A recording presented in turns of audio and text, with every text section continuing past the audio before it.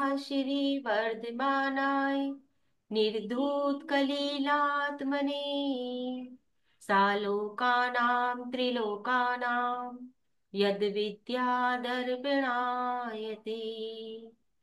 मंगलम भगवान वीरो मंगलम गौतमो गणी मंगलम कुंद कुंदार्यो जैन धर्मोस्तु मंगलम।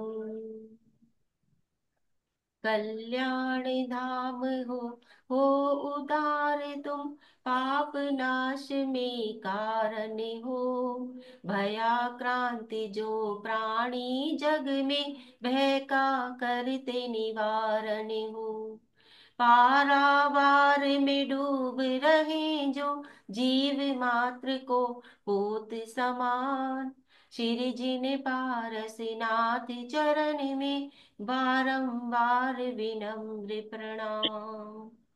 तरणी सौरभ सागर गुरु तारो मुझे ऋषि करुणा कर करुणा करो कर से दो आशीष। सरस्वती नमस्तुभ्यं वरदे काम रूपिणी विद्यारंभ करिष्यामि सिद्धिर्भवतु मे सदा। जय बोलिए अनंतानंद सिद्ध परमेष्ठी भगवान की जय। 24 तीर्थंकरों की जय। आचार्य गुरुवर श्री 108 सौरभ सागर जी महाराज की जय। जिनवानी माता सरस्वती माता की जय हो जय हो जय हो।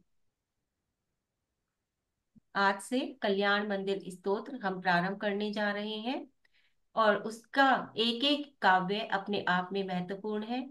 आचार्य कुमुद चंद्र जी द्वारा ये रचित काव्य है। कल हमने इसके इतिहास के बारे में थोड़ा बहुत आपको जानकारी दे दी थी। आज हम प्रथम काव्य को समझेंगे। देखिए, सबसे पहले संस्कृत का काव्य पढ़ना सीखेंगे, क्योंकि जो मेन है, जो मूल है, हमें उसे कभी नहीं भूलना चाहिए। तो इसलिए सभी लोग संस्कृत का पढ़ना सीखेंगे और जब भी साधना करेंगे तो सबसे पहले संस्कृत का पढ़ने का ही प्रयास करेंगे। उसके बाद यदि नहीं पढ़ा जा रहा है तब हिंदी का पढ़ेंगे, ठीक है, लेकिन पहले प्रयास करेंगे संस्कृत का पढ़ने का। तो यहाँ पर संस्कृत का भी बताया जाएगा, आपको हिंदी का भी बताया जाएगा और उसके बाद वह कौन सी समस्या का समाधान करेगा हमारा यह काव्य, यह सारी चीजें और उनमें हम क्या क्या कर सकते हैं, किस किस चीज के द्वारा हम उसको कर सकते हैं, कितनी हमें उसकी जाप करनी है, कौन कौन से कार्य करके हम उसमें उसको ठीक कर सकते हैं, यह सब चीजें यहाँ पर आपको बताई जाएंगी, ठीक है। तो सबसे पहले पहला काव्य संस्कृत में आप सभी को नीता दीदी पढ़कर बताएंगी अपनी मीठी मीठी आवाज में। जी नीता दीदी। आप सभी को सादर जय जिनेन्द्र। पार्श्वनाथ भगवान के चरणों में त्रिकाल वंदना। श्री सिद्धेश्वर दिवाकर जी के चरणों में त्रिकाल वंदना। कल्याण मंदिर मुदारम अवध भेदी भीता भया प्रदम निंदितमग्नि पद्मा संसार सागर निजम देश जंतु कोतायमानमभिराम्य जिनेश्वरस्य। बहुत अच्छे। देखिए, मैं एक एक शब्द को तोड़कर बताऊंगी, आप लोग पेंसिल लेके जरूर बैठे, ठीक है, ताकि आप अलग अलग शब्द जब आपको पता चल जाएंगे तो तब पढ़ने में आपको आसानी रहेगी। तो उसमें क्या है, जैसे हमने भक्तांबर जी में भी सिखाया था, जैसे इसमें है कल्याण मंदिर, तो उसके बाद एक कोमा लगाती जाइए ताकि आपको शब्द अलग अलग पता चल जाए और फिर आपको पढ़ने में आसानी रहे, ठीक है। तो सबसे पहले इसमें देखिए, कल्याण मंदिर मुदार मवद्या, ठीक है, भेदी, फिर भीता भय प्रदम निंदित मग्री पद्मम, संसार सागर निमज्जद निमज्जद, फिर उसके बाद शेष जंतु पोताय मान मभि नम्य जिनेश्वरस्य, ठीक है। तो एक एक शब्द को जब हम देखेंगे तो बहुत आसान हो जाएगा हमारा पढ़ना। तो कैसे हो जाएगा, कल्याण मंदिर मुदार मवत्य भेदी भीता भय प्रदम निंदित मग्रि पद्मम, संसार सागर निमज्जदजे जदशेष जंतु, होतायमान अभिनम्य जिनेश्वरस्य। कितना आसान है, ठीक है। तो इस तरह से हम संस्कृत में पढ़ना सीखेंगे। उसके बाद यहाँ पर आचार्य सौरभ सागर जी गुरुदेव ने इसका हिंदी में अनुवाद किया है, उसको भी हम यहाँ पर देख लेते हैं, फिर थोड़ा सा अर्थ समझ के और आगे चलेंगे, ठीक है। कोई हमें जल्दी नहीं है, आराम से एक एक दिन में एक एक श्लोक को समझेंगे, क्योंकि जितना हम यहाँ पर समझ लेंगे उतना तो हमारे अंदर अपने आप ही बैठता चला जाएगा, ठीक है। तो क्या कह रहे हैं आचार्य श्री, कल्याण धाम हो उदार तुम पाप नाश में कारण हो, भयाक्रांत जो प्राणी जग में, भय का करते निवारण हो, पारावार में डूब रहे जो जीव मात्र को पोत समान, श्रीजिन पारस नाथ चरण में बारंबार विनम्र प्रणाम। तो यहाँ पर आचार्य कुमुद चंद्र जी आचार्य पार्शनाथ भगवान की भक्ति कर रहे हैं, और क्या कह रहे हैं उनको कि हे प्रभु आप कैसे हो, आप कल्याण के धाम हो, कल्याण के निकेतन हो। क्यों कह रहे हैं वो, क्योंकि उन्होंने क्या थे, वह ब्राह्मण थे, और फिर उसके बाद वह दिगंबरत्व को प्राप्त हुए, आचार्य बने। तो किस वजह से, कौन निमित्त बना, पार्शनाथ भगवान की वह मूर्ति जो चित्तौड़गढ़ में जो मंदिर था उसके अंदर जो पार्शनाथ भगवान की प्रतिमा जी दी, वह निमित्त बनी उनका एक तरह से क्या कहते हैं मिथ्यात्व से संबक्त की ओर आने में, ठीक है। तो इसलिए वे क्या कर रहे हैं कि आपने मेरा क्या कर दिया, कल्याण कर दिया। तो इसलिए वह शुरुआत कहाँ से कर रहे हैं कि हे प्रभु आप कैसे हो, आप कल्याण के धाम हो, कल्याण का घर हो, कल्याण के निकेतन हो, धाम मतलब घर होता है। और क्या हो आप उदार हो, ठीक है। तो आप कैसे हो, उदार हो, कल्याण के धाम हो, कल्याण के स्थान हो, कल्याण के धागे हो, कल्याण की सरिता हो, ठीक है। और क्या कह रहे हैं, तुम पाप नाश में कारण हो, आप कैसे हो, आप कल्याण के धाम हो, आप उदार हो, और आप पाप नाश में कारण हो, यानी कि जितने भी पाप है, कर्म है, उनका नाश करने में भी आप कारण हो, यानी कि आपके पास आने से, आपकी स्तुति वंदना आदि करने से पापों का भी नाश होता है।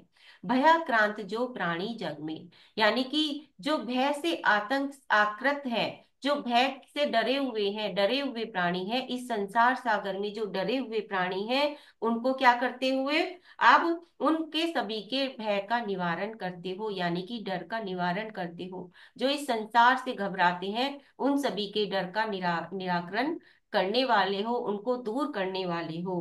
पारावार में डूब रहे जो जीव मात्र को पोत समान, आप कैसे हो, जो पारावार में डूब रहे हैं, पारावार मतलब इस भव समुद्र में, इस संसार सागर में जो डूब रहे हैं, ऐसे प्राणियों को आप किसके समान हो, पोत के समान, यानी कि जहाज के समान हो, नौका के समान हो।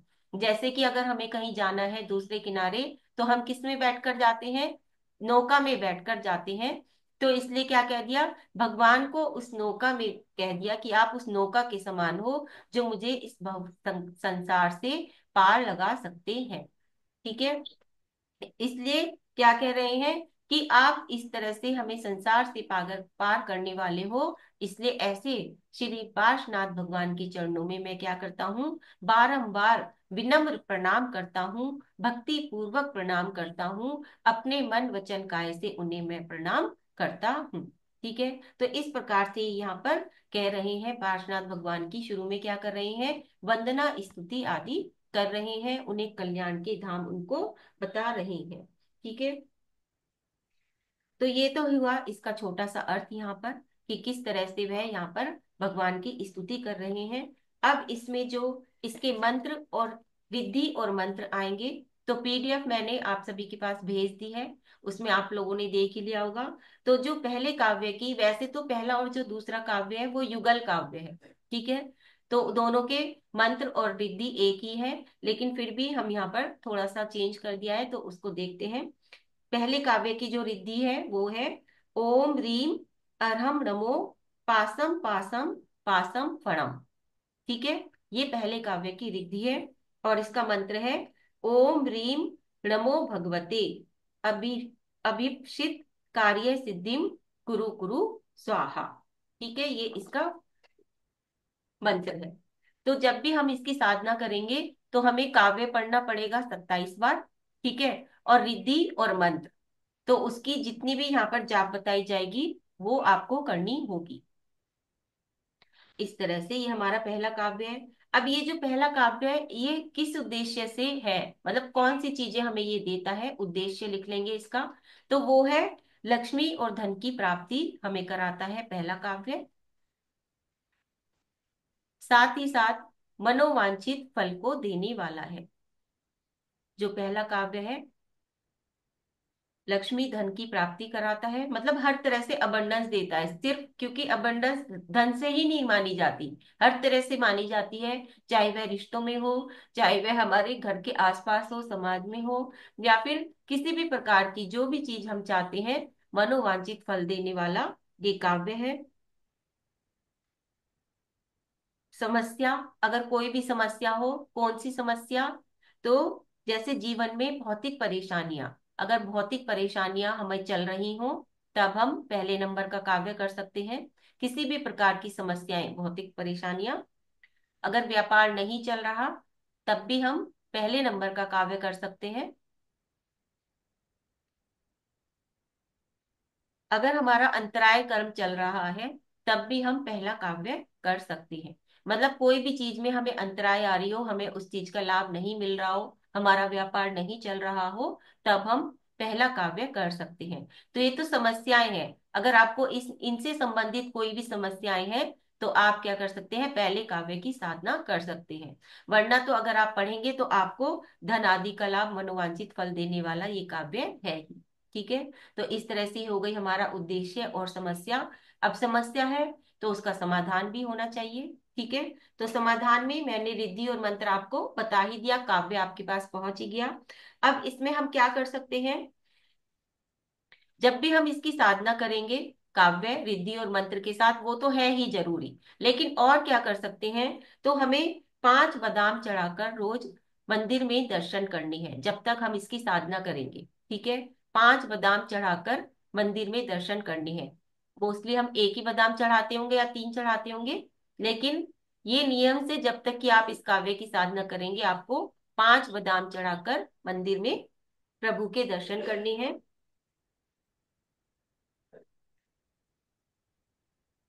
इसकी जो साधना की जाएगी वह ब्रह्म मुहूर्त में की जाएगी। ब्रह्म मुहूर्त में साधना की जाएगी, साउथ वेस्ट दिशा में मुंह करके, साउथ वेस्ट दिशा में मुंह करके इसकी साधना की जाएगी।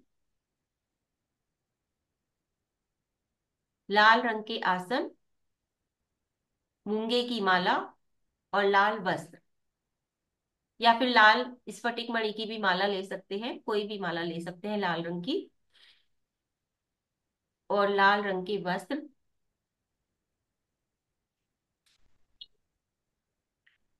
इसमें जो दिन होंगे वो आपको 60 दिन तक इसकी क्या कहते हैं साधना करनी है, 60 दिन तक, 60 डेज, 2 महीने। अगर बीच में आप जैसे अगर महिलाएं हैं तो वो बीच के दिन 5 या 6 दिन निकाल के उसको कंटिन्यू आगे कर सकती हैं। ठीक है। इस प्रकार से 60 दिन की इसकी साधना होगी। और इसकी जो जाप संख्या है वो 1.25 लाख जाप आपको करनी है, 1.25 लाख।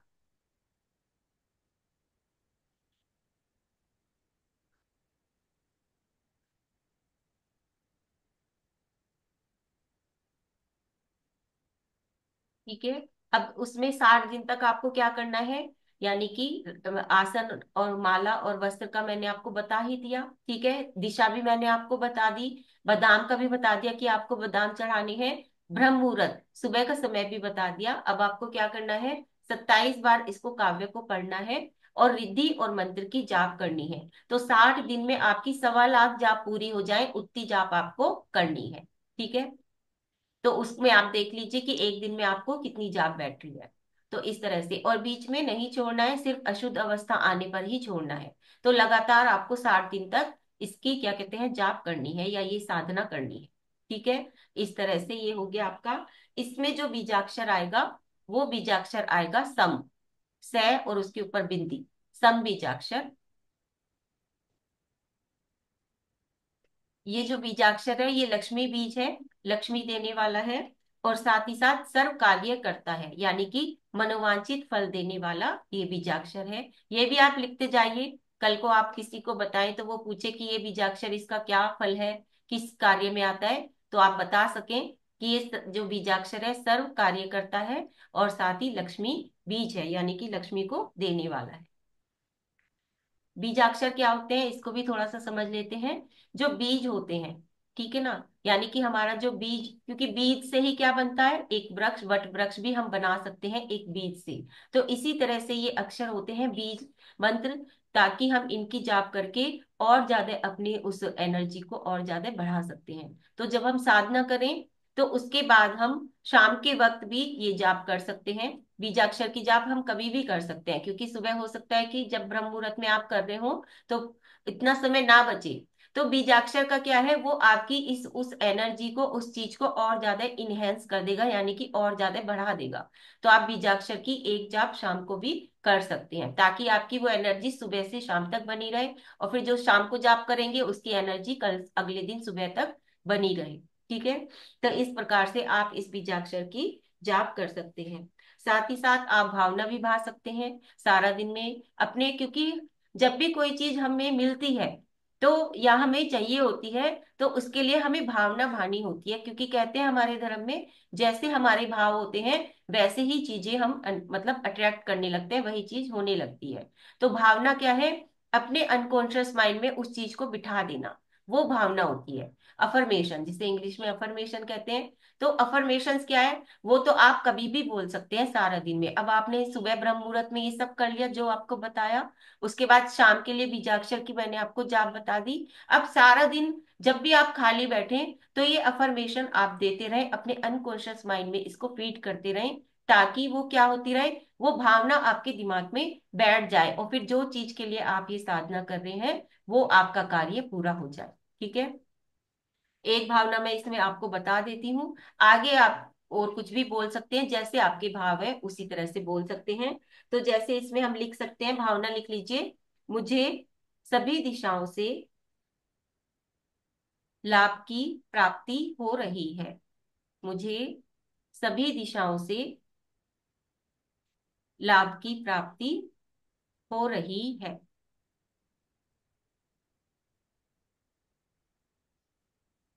ठीक है। ये मैंने लिखी है, लेकिन आप लोग अपनी भावना भी, अपनी अफर्मेशंस भी बोल सकते हैं। ठीक है, अपने हिसाब से अपनी अफर्मेशंस भी इसमें ऐड कर सकते हैं, ऐसी कोई बात नहीं है। जो भी आप चाहिए आप चीज को, वही अपनी, लेकिन बस ये ध्यान रखें जब भी हम अफर्मेशंस बोलते हैं तो वो प्रेजेंट टेंस में बोलते हैं। ठीक है, यानी कि वो चीज हमें प्राप्त हो रही है, ये नहीं कि हमें ये प्राप्त हो जाए, ऐसे नहीं। बस ये प्राप्त हमें, ये चीज हमें मिल रही है, हमेशा प्रेजेंट टेंस में हमें अफर्मेशंस बोलनी है। तो इस तरह से आप उसमें भावना भी भा सकते हैं, ये वाली इस तरह से। ठीक है। तो ये हो गई हमारे कल्याण मंदिर स्तोत्र का प्रथम काव्य, जिसमें हम क्या कर सकते हैं, सारी चीजें कर सकते हैं, और उसमें हम और क्या कर सकते हैं, फल हम चढ़ा सकते हैं। जैसे बादाम मैंने आपको बता ही दिया। साथ ही साथ जब हम पूजा करते हैं तो उसमें और फल ऐड कर सकते हैं, जैसे कि कुछ भी जो हम करते हैं, जैसे कि क्या कहते हैं, बादाम, अखरोट आदि, ये सारी चीजें हम उसमें ऐड कर सकते हैं, लौंग, ठीक है, किशमिश, काजू, क्योंकि ये इससे क्या है, हमें फल फल चाहिए, तो जिस चीज को, जो चीज हमें चाहिए पहले हमें वो देनी पड़ती है। ठीक है, फल चाहिए तो फल को ज्यादा ऐड कर लीजिए। ठीक है। तो इस तरह से, और अगर हम बांटने में, दान करने में आए तो हम इसमें फलों का ही दान कर सकते हैं। जैसे कभी भी बीच में किसी किसी दिन हमने फल बांट दिए कहीं पर भी, तो फल का इसमें हम दान कर सकते हैं। ठीक है।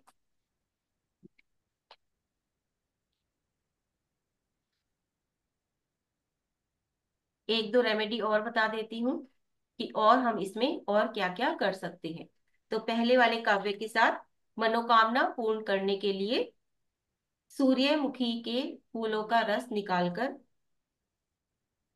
सूर्यमुखी के फूल, उसका रस निकालकर उसमें चंदन मिलाएं, और उससे चांदी के पतरे पर अपना नाम लिखें। चांदी के पतरे पर उस पे गूगल की धूप दें। गूगल की धूप ही इसमें स्पेशल देनी है। ठीक है।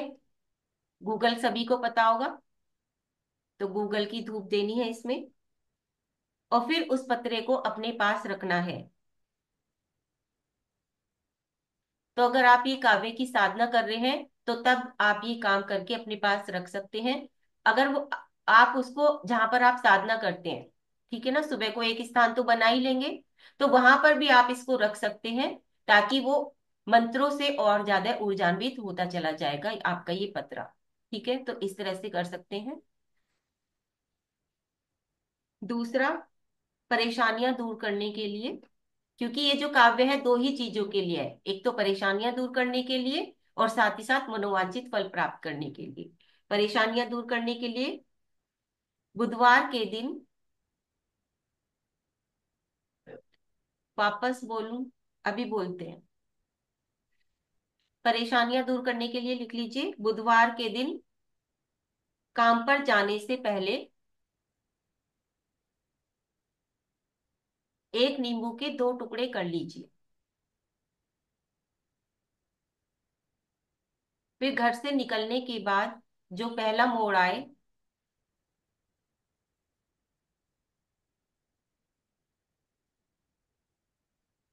उसमें एक मतलब जो भी पहला मोड़ आएगा वहां पर खड़े होके एक नींबू का टुकड़ा आगे फेंक दीजिए और एक नींबू का टुकड़ा पीछे फेंक दीजिए अपने,